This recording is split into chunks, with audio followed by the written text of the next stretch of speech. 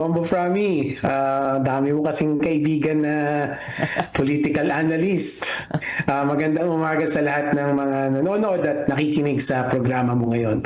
Yes po. And Attorney Yusinko sir, at eto nga po, at una mo nating pag-usapan dyan mismo sa ICC, na which is napakinggan po natin ito pong mga opening statement ng prosecution, ng defense, at pati rin po ng representante po ng mga biktima ng war on drugs. And right now, sa inyo naman pong napakinggan ay sino pong nag-ibabaw po dito? At ang binabanggit po ng defense ngayon, ay ito po ay politically motivated at nais lang pong sirain po ang legasiya po ng dati pong Pangulong Duterte, Attorney.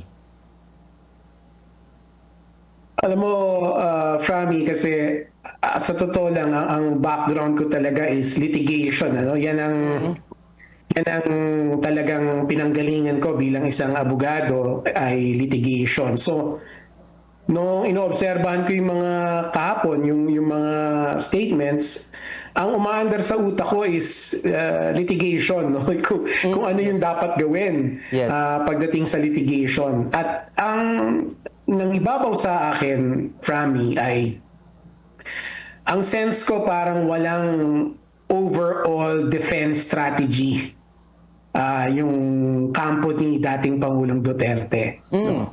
Kasi yung prosecution, ang kailangan nilang gawin is to present evidence to justify na tumuloy ito sa trial, di ba? At sa akin palagay, nagawa nila yon, no? Nakapaglatag sila ng isang kaso or isang case na maaaring sabihin na dapat nga tumuloy ito sa paglilitis. On the other hand, yung defense, no, particularly si Kaufman, batay dun sa statement niya, ang nasisense ko is walang overall strategy, no? Meron lang silang mga parang nagre-react lang sila doon sa prosecution. Wala silang sarili nilang malatag na strategy. Yun yung nangibabaw na impression sa akin. Attorney, ano po yung mga bilang isang litigation lawyer po, no? Dahil may ipresenta po ang prosecution, hingil nga po dito sa mga video clips pa po, mula nung siya po ay mayor ng Davao hanggang naging presidente, at bago pa man po ang kanyang pagkahuli, ay mayroon siyang mga pahayag na po with the ICC. Ito po ba ay, sabi po natin, mas lalo pong lumubog ang defense sa mga pahayag po ng ating pong presidente? Alam naman po natin na ang presidente Duterte talagang sa kanya pong panalita ay normal po sa kanyang mga pahayag na po na yan, sir? Oh yeah, ano yan admission against self-interest yun, no? So mataas yun in terms of weight of evidence, no?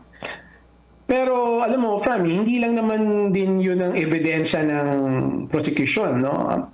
Kumbaga, ang gagawin kasi ng prosecution is to paint a picture na talagang naging polisiya ito ng gobyerno ni Pangulong Duterte. So isa lang yun sa mga papakita, isang ebidensya lang yun. So syempre, nariyan pa yung mga dokumento na hawak nila tungkol doon sa Tokhang, doon sa double barrel, lahat yan, mga official documents yan na I suppose hawak nila at ipipresentan nila. So, and I'm assuming also na meron din sila mga testigo na police, no, na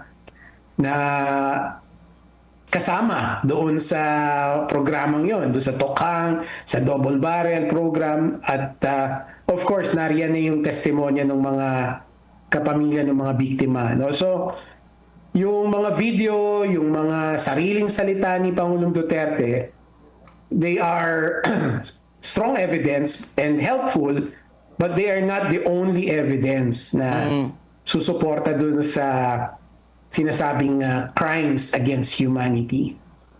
Opo. Attorney, sa mga pagpapatuloy po nito, dahil unang araw pa lamang po ito meron pa tayong 3 araw na mapapakinggan pa po. And sabi nga po ninyo nung kanina na parang wala naman pong nasabi po ang defense regarding po dito. At sinasabi lang, politically motivated po ito. At of course, yung pong gusto lang sirain lang po ang ligasiya ng ating pong Pangulo. Makikita po ba natin ito pong mga susunod na araw po ay